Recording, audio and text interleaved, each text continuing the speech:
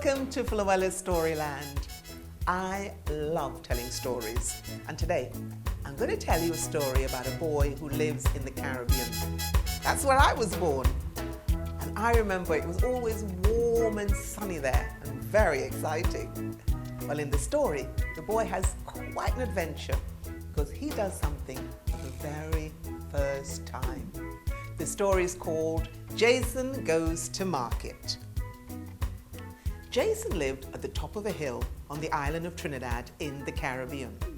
One day, he was playing with his friends when his mother said, "Jason, come here. I want you to go to the market for me, please." Jason stood looking at his mother in amazement. "I forgot to get the rice this morning," she said. "You are a big boy now, so you can go on your own to the market and buy the rice for me. Here's the money." Jason didn't know what to say. He'd been to the market lots of times with his mother, but never ever on his own. He saw his friends watching him. None of them had been to the market on their own either, and they wished they could go too. Well, the sun was shining brightly as he skipped down the winding hill that led to the market. Jason watched the beautiful hummingbirds sipping nectar from each exotic flower and the colorful butterflies fluttering and flitting from bush to bush. It was so exciting to see and quite an adventure. But in no time at all, he easily reached the bottom of the hill and he headed for the marketplace. When he got there, he saw crowds of people around each stall, haggling noisily over the price of fish, sweet potatoes, juicy mangoes, pineapples, delicious watermelon, oh, yummy, yummy, yummy, live chicken, even goats.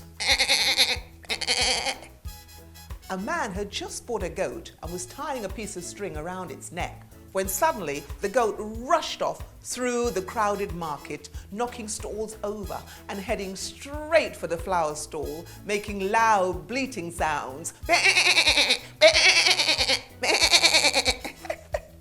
Jason laughed as he watched the people running this way and that way trying to catch the goat, until the man who bought the goat caught hold of the string and led the goat off with its mouth full of flowers, bleating.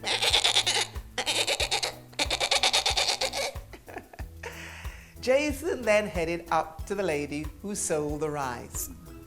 "Oh, hello, Jason. What can I do for you?"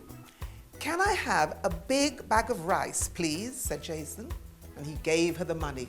And she gave Jason the big bag of rice. "Are you sure you can carry that bag of rice, Jason?" she said. Jason nodded, holding the bag of rice in his arms. "Yes, thank you. Bye." And he headed up the winding hill which led to his house. "I'll soon be home," thought Jason. But it was more difficult going up the hill than it had been coming down. And the bag of rice seemed to grow heavier and heavier and heavier. And there was still a long way to go. So he decided to stop.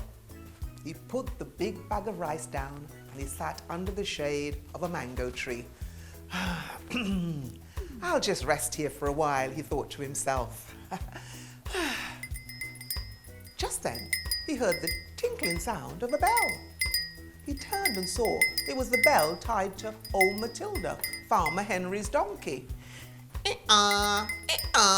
Went Matilda.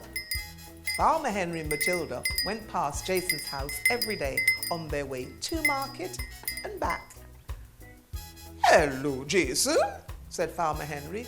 "Oh, hello, Farmer Henry," said Jason. Went Matilda. Laughed Jason. "What are you doing here, Jason?" asked Farmer Henry. Went Matilda.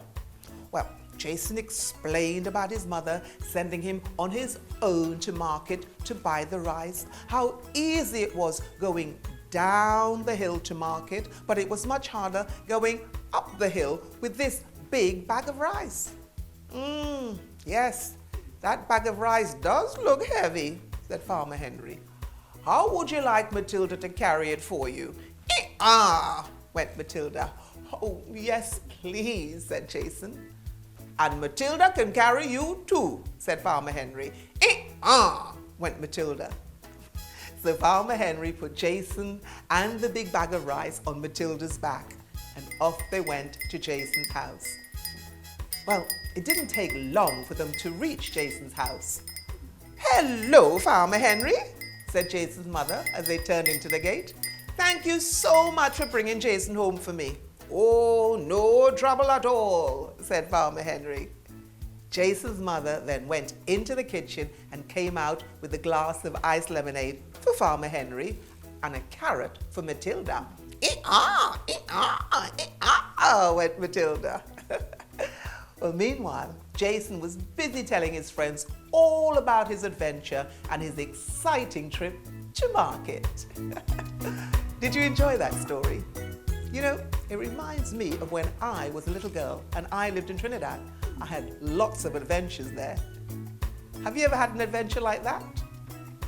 I wonder what kind of adventure it was. I wonder.